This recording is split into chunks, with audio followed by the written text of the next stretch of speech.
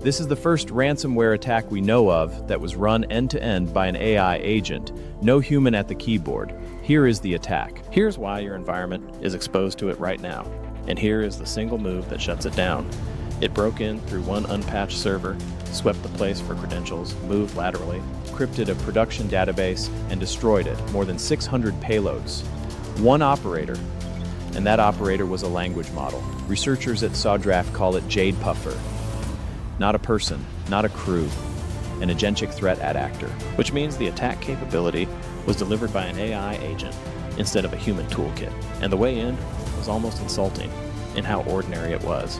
A known Langflow vulnerability, CVE 22253248, a missing authentication flaw that lets anyone run their own Python on it.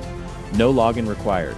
It was patched back in May 2025, and it has been on the CISA Known Exploited Vulnerabilities catalog ever since. The server just never got updated. Once inside, the agent moved like a seasoned operator, except faster. Step 1, code execution on the Langflow host. Step 2, it swept the box for secrets. AI provider keys, cloud credentials across AWS, Azure, Google, and several Chinese providers, crypto wallet keys, and database logins. Step 3, persistence.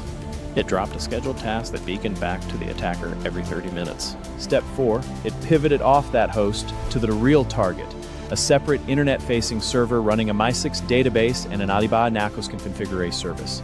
It logged in as root, it forged a valid token, and then step 5, the payoff for the attacker and the disaster for the victim. It encrypted 1,342 configuration items, and then it started dropping entire database schemas. Here is the part that matters if you are the one being extorted. The encryption key was generated at random, printed once to the screen and never saved and never sent anywhere. There is no key to buyback. Paying the ransom recovers nothing because nothing was ever kept, and the agent did not stop at encryption.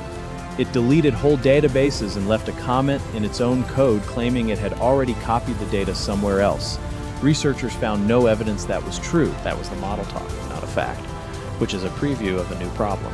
When the attacker is an AI, even the ransom note might be a hallucination. So how do we even know an AI drove this? 4 lines of evidence, and the clearest one is the code itself. The payloads were self-narrating. They were full of plain English notes explaining why each step was being taken, target prioritization, reasoning about which database was worth hitting first, the kind of running commentary a human attacker never bothers to write, and it fixed its own mistakes at machine speed. In one case, it went from a failed login to a correct multi-step fix in 31 seconds. It diagnosed the exact cause instead of blindly retrying. That is the threat. But the narration is also a gift to defenders, because intent's now sitting right there in the payload. That is where ACE lives, and that is the brief. So here's what you do, and it splits by role.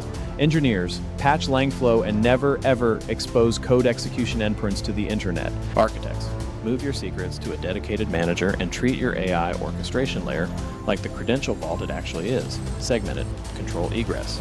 And for the CISOs, understand what changed. Every move relied on known bugs, but the models strung them together with machine precision. The skill floor for ransomware just dropped. The barrier to entry for running a complete ransomware operation just dropped to whatever it costs to rent an agent. Subscribe, and we'll see you at the next brief.